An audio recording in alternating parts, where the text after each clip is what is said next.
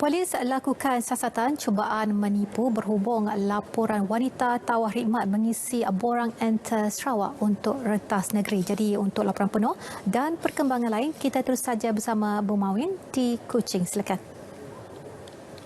Baik, terima kasih Miza. Salam sejahtera dan salam hormat. Saudara, kita mulakan dengan perkembangan COVID-19 di Sarawak. Timbalan Ketua Menteri yang juga pengerusi Jawatan Kuasa Pengurusan Bencana Negeri JPBN Sarawak, Dato' Amar Douglas Sugambas, hari ini mengumumkan bahawa Sarawak akan terus melaksanakan Perintah Kawalan Pergerakan Bersyarat PKPB dari 13 April hingga 24 April di seluruh Sarawak. Kuching, Sibu, Bintulu, Miri dan Meradong kekal di bawah PKPB. Beliau turut memaklumkan bahawa Sarawak hari ini mencatatkan sebanyak 512 kes baru positif. Baik, kita ke berita seterusnya. Sejumlah 15.77 juta ringgit telah disalurkan Pertubuhan Keselamatan Sosial Perkeso kepada 4,105 individu yang hilang pekerjaan di Sarawak bermula 2020 sehingga April tahun ini. Ketua Eksekutif Perkeso Datuk Seri Dr. Mohamed Azman Datuk Aziz Mohamed memberitahu Perkeso sentiasa komited menyediakan perkhidmatan keselamatan sosial untuk rakyat dalam pekerjaan mereka. Beliau memberitahu demikian dalam sidang media selepas membuat kunjungan hormat terhadap Ketua Menteri Datuk Patinggi Abang Johari Tun Openg di Wisma Bapa Malaysia Petra Jaya hari ini. Antara perkara yang dibincangkan dalam pertemuan tersebut adalah penganjuran Karnival Penjana Kerjaya Perkeso di Sarawak yang dijadualkan akan berlangsung pada 19 Jun 2021 dan dijangka dirasmikan oleh Datuk Patinggi Abang Johari Tun Openg. Sementara itu, beliau memaklumkan sebanyak 1.296 bilion ringgit telah disalurkan kepada rakyat Sarawak dalam bentuk gaji, insentif pengambilan pekerja dan padanan caruman untuk skim keselamatan sosial pekerjaan sendiri melalui pakej-pakej rangsangan ekonomi yang diumumkan Kerajaan Persekutuan berikutan pandemik COVID-19. Polis Sarawak mengesahkan menerima satu laporan berhubung hantaran melalui laman Facebook oleh seorang wanita yang menawarkan perkhidmatan mengisi borang enter Sarawak untuk individu yang ingin masuk ke negeri ini. Pesuruhjaya Polis Sarawak Datuk Aidi Ismail berkata laporan mengenai kes terbabit diterima pada Isnin lepas.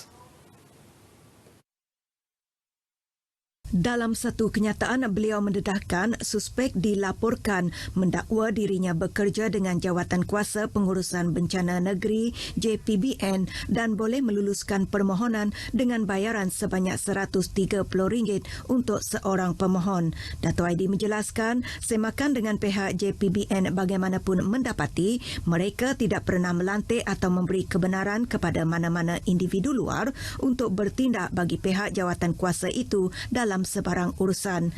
Beliau memberitahu polis sedang menjalankan siasatan kes berkenaan mengikut Seksyen 420/511 Kanun Keseksaan iaitu cubaan menipu. Sehubungan itu, Datuk Aidi mengingatkan orang ramai untuk membuat permohonan enter Sarawak melalui saluran yang betul dan jika ada sebarang kemusykilan boleh menghubungi bilik operasi JPBN Sarawak di talian 082 443 991 untuk mendapatkan sebarang maklumat berkaitan tata cara kemasukan ke Sarawak. Projek naik taraf jalan masuk ke tanah perkuburan Kampung Pengkalan Lutong Miri telah siap. Ia bagi menggantikan sebahagian jambatan kayu belian berusia 51 tahun sekaligus menjamin keselamatan dan keselesaan penduduk di kawasan berkenaan. Menteri Pengangkutan Datuk Lee Kim Shin berkata projek yang menelan kos RM100,000 itu telah dilaksanakan bermula 11 Januari lepas dan siap pada 10 Mac dengan penglibatan agensi pelaksanaan oleh Majlis Bandaraya Miri. Projek khas untuk ini. Ya. Dulu sini memang itu kayu semua dan jambatan dulu itu kayu tu memang sudah belian iaitu banyak pun sudah buruk lah. Beliau yang juga Ahli Dewan Undangan Negeri Adun Senadin berkata demikian kepada pemberita selepas melawat tapak pembinaan projek tersebut. Dalam peritu, beliau memohon agar Jabatan Saliran dan Pengairan Miri melakukan kerja-kerja pembersihan anak sungai berhampiran Kampung Pengkalan Lutong untuk memperindah kawasan tersebut.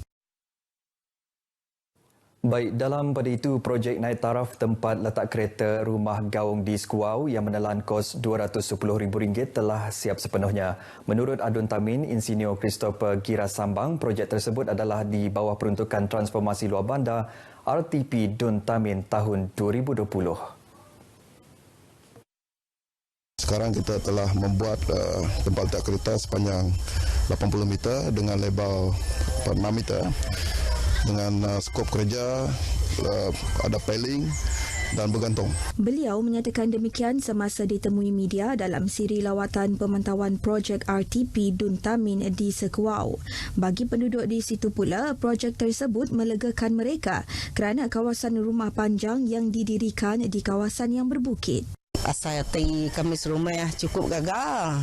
Lama-lama dah ngantai projek kebakar tahu dah taibak kami. Cukup gagal madak projek tahu kami bisa parking semua. Projek itu berjaya disiapkan sebulan lebih awal daripada jadual asal di bawah pemantauan Jabatan Kerja Raya Sibu sebagai agensi pelaksana. Jawatan Kuasa Pengurusan Bencana Bahagian JPBB Bintulu giat mempersiap pusat kuarantin dan rawatan COVID-19 berisiko rendah PKRC ke-7 menggunakan Dewan Pusat Latihan Teknologi Tinggi EdTech Bintulu.